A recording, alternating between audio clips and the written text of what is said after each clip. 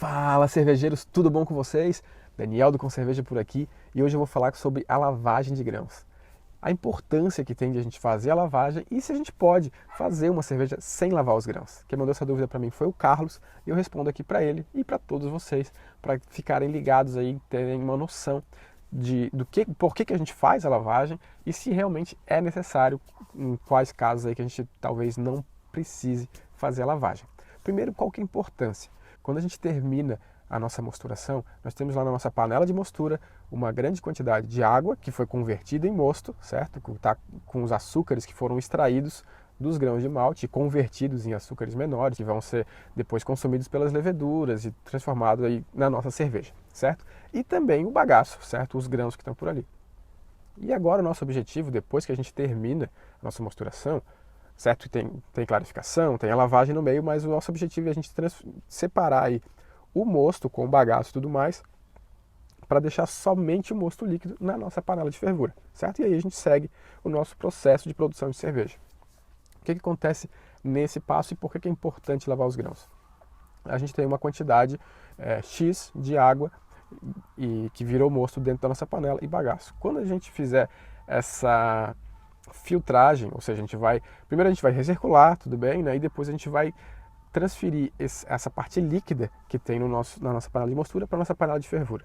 Isso é o nosso primeiro mosto, que a gente no processo de produção é chamado. Então a gente vai depois disso ter um volume de mosto na nossa panela de fervura, que a partir daí a gente seguiria o processo, vamos dizer assim.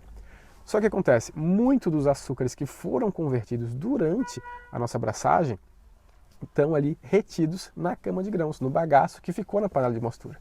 Então é aí que entra a importância da lavagem para a gente arrastar todo esse açúcar que ficou retido no bagaço. Então a gente passa uma água que, enquanto ela é filtrada pela cama de grãos, ela arrasta os açúcares que tem remanescentes ali.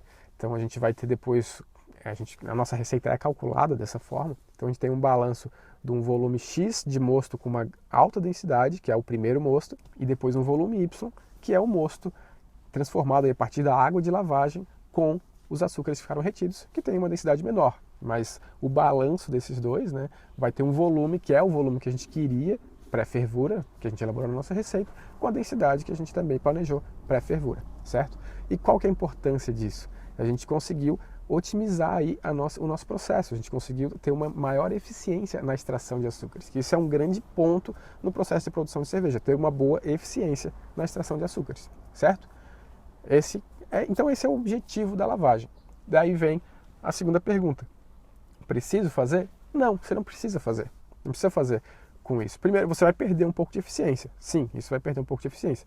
Só que uma coisa que tem que ficar claro para quem decide fazer sem lavagem, muita gente faz, tá? Sem a lavagem dos grãos, é que quando você elabora a sua receita, você tem um volume de água que você precisa utilizar de acordo com o peso de grãos que você vai utilizar para a sua cerveja, certo? Você vai ter algumas perdas que você tem durante o processo e a questão do volume de água que fica retido nos grãos e tudo mais.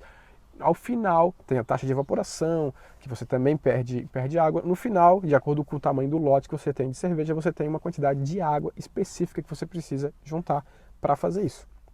O que acontece? Se você não for fazer lavagem, você tem que adicionar toda essa água já na sua primeira panela, na sua panela de mostura, você coloca toda a água necessária, o volume que você calculou necessário para o processo, na sua panela de mostura, e aí faz a mostura direto, sem fazer a lavagem. Terminou, faz a recirculação, drena tudo isso para a panela de fervura e segue o seu processo. A eficiência disso é um pouquinho menor, porque por mais que você utilize todo o volume de água já na abraçagem, fica ainda um pouco retido na cama de grãos, então tende a ser um pouco menor.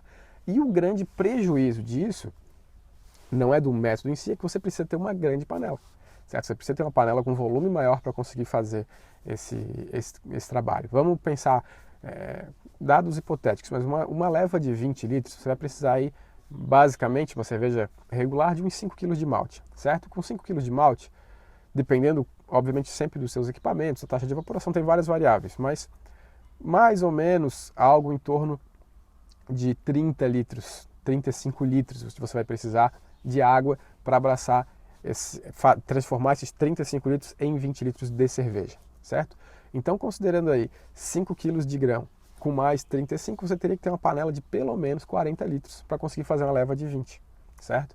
Enquanto que, se você utilizar 2 panelas, por exemplo, você precisa de uma de 20 e pouco, 20, acho que é 23, que é a mais utilizada, que você vai colocar os 5 quilos de grãos ali, com mais algo em torno de 15 litros de água para fazer a abraçagem ali, a mostura.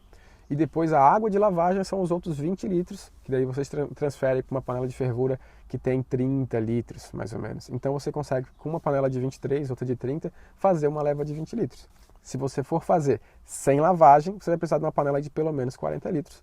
Aí também é questão de custo-benefício, né? Você pode ver de repente quanto que custa uma panela de 40 litros, quanto que custa uma de 20 ou de 30, e talvez valha a pena. Quando a gente está falando de levas pequenas, talvez até valha a pena, tá? Talvez não seja mais caro e não seja um prejuízo. Você pode fazer assim sem problema nenhum. Agora, se você for fazer, por exemplo, uma leva de 50 litros, 100 litros, vamos dizer, você não vai conseguir uma panela que você consiga jogar todo o volume de água para uma leva de 100 litros, entendeu? Por isso que o método é esse que é o método mais clássico que é utilizado. Mas principalmente levas pequenas, talvez valha a pena fazer uma abraçagem com apenas uma panela, certo? Então, ou 2 panelas, né? Uma para mostura e depois encaminhar direto para fervura, sem precisar de água de lavagem.